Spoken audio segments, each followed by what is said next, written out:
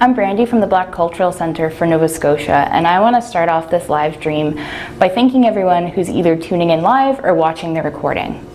We're here to talk about this year's Nova Scotia Heritage Day honoree, William Hall.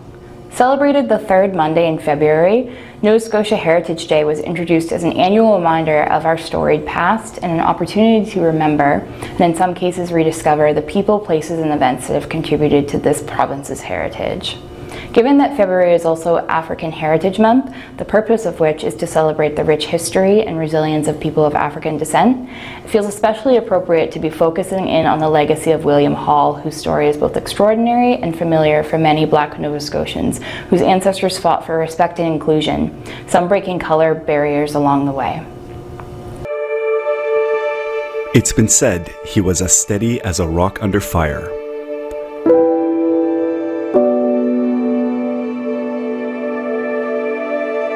William Hall was the first Black man, first Nova Scotian, and the first Canadian sailor ever to receive the highest honor in the British Empire, the Victoria Cross.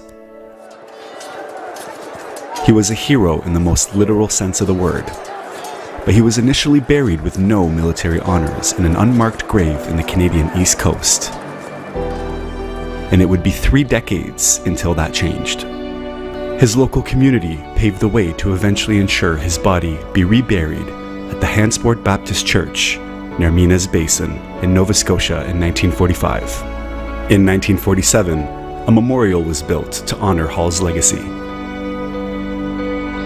Born to former African American slaves in 1829, William Hall and his sisters grew up along the banks of the Avon River, where it's been said, Hall dreamed of little more than ships. Watching his father work in the shipbuilding yards of Hansport, Nova Scotia, his parents, Jacob and Lucinda Hall, escaped their slave owners during the War of 1812 to find their way to some semblance of freedom in Nova Scotia. Hall eventually followed his father's professional footsteps, working in those same shipyards as a young man, before enlisting in the Merchant Navy in the early 1840s. In 1852, at just 17 years of age, William Hall joined the Royal Navy in Nova Scotia, where he served for no less than 24 years, eventually rising to the rank of quartermaster.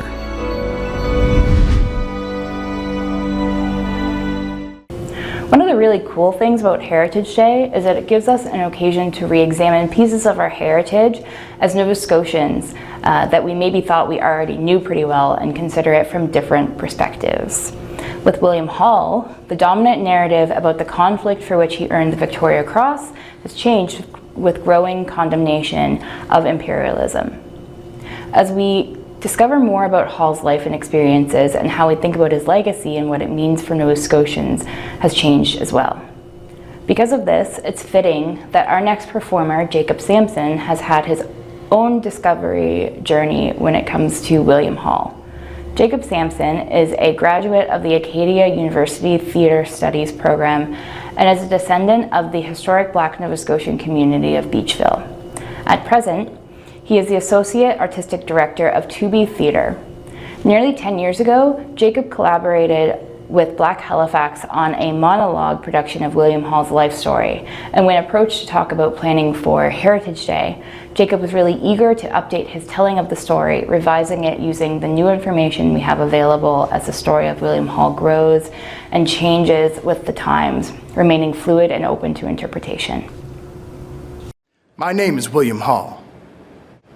I am the son of 2 strong, smart, spirited people.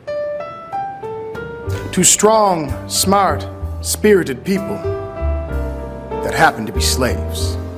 Now, why were they slaves? Because their parents were.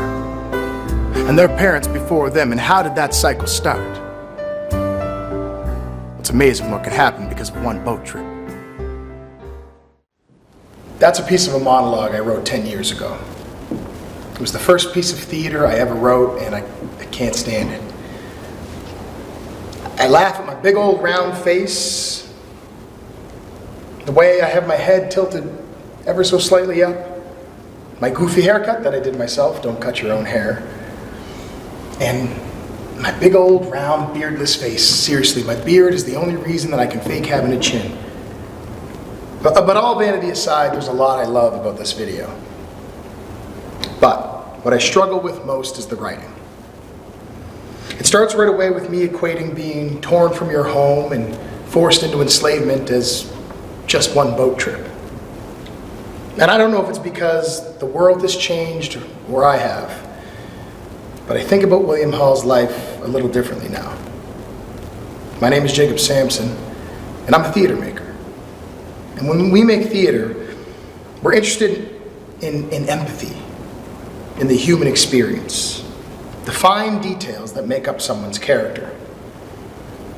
If you were to watch the rest of that video, you would see me try to honor William Hall, the war hero. The first black person, the first Nova Scotian, the third Canadian to win the Victoria Cross, the British military's highest award for bravery. It's inspiring. Today it is my real hope to give you a sense of the man and the complex world in which he lived, much like we would if we were watching a play. Lights fade dimly up to reveal a black man as he saws thick planks of lumber. He's strong and broad, and he moves intentionally. The lights continue to raise, and they reveal the scaffolding of a massive ship.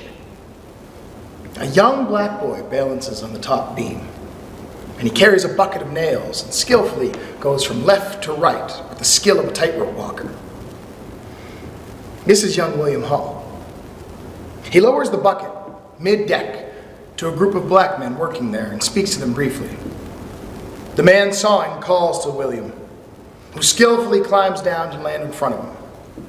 This man is Jacob Hall, 35, William's father. He speaks in a Virginian accent and scolds young William for talking to those men. Before William can respond, his father explains that William has never known anything but freedom. He was born in it, but that those men aren't free. They're still slaves. They can see them at church. They can help them out when they can, but only when there aren't eyes around to notice. Son, it's too much of a risk to them and us. Light shift. 30-year-old William Hall stands at attention in his finest dress uniform. Sitting in front of him is the Admiral of the Fleet, his captain, and a panel of other commanding officers. William recounts with precision the heroic events that led to the recommendation that he be awarded the Victoria Cross, sometimes half shouting the yes sirs and no sirs of a good soldier. His face is stoic, but with every new detail, we begin to see the loss, cost, and burden of war behind his eyes. His hand lightly begins to shake as he speaks of friends dying around him. His jaw tightly clenches as he remembers the fate of the prisoners. His chest tightens as he describes the damage and destruction to the mosque, the holy place of worship. William briefly thinks about his own place of worship back in Hansport. And as the soldier stands at full salute and his formal recommendation for the Victoria Cross is read out loud, we see glimmers of doubt cross his glistening eyes. Hero, hero, hero. William thinks to himself, where does heroism begin and survival end? Light shift. We're in a sitting room in a farmhouse in Hansport, Nova Scotia. It's a fine October day in 1902. William, old, weathered hands pulls a wooden box off the mantel, empties out the contents on a table in the middle of the room with a clatter. On a watch chain hangs the Victoria Cross. It's nothing to have the cross now, says William. They're thick as peas. But it gives me an extra 10 pounds a year on my pension, and that helps me and my sister survive. Well, why not take the job? Says a fine-dressed reporter sitting in the corner. William has just explained to him that after winning the cross, he was offered a prestigious position at the seat of government in Whitehall, London. It's like I told him. I want to spend my days in the old place, land of my birth. But thank you very much for taking note of me. Lights fade to black.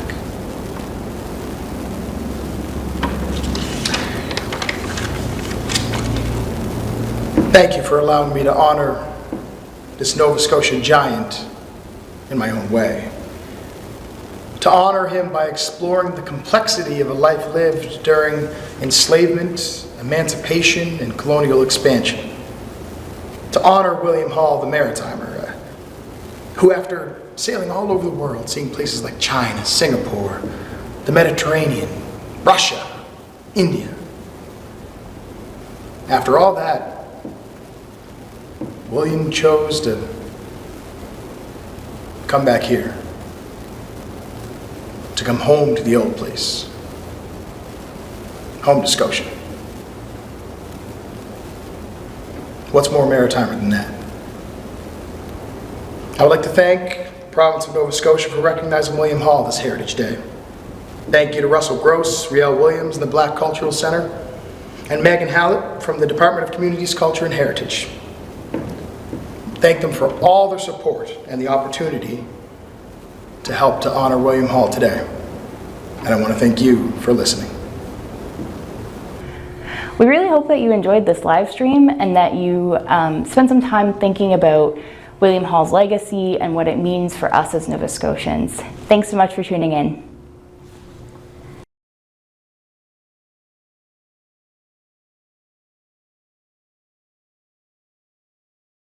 Black Cultural Center for Nova Scotia, the destination for the discovery of African Nova Scotian culture and heritage. The center is the first and largest museum dedicated to Black history in Canada. The Black Cultural Center is filled with many stories that are waiting to be discovered. Explore African Nova Scotian culture and history and be inspired.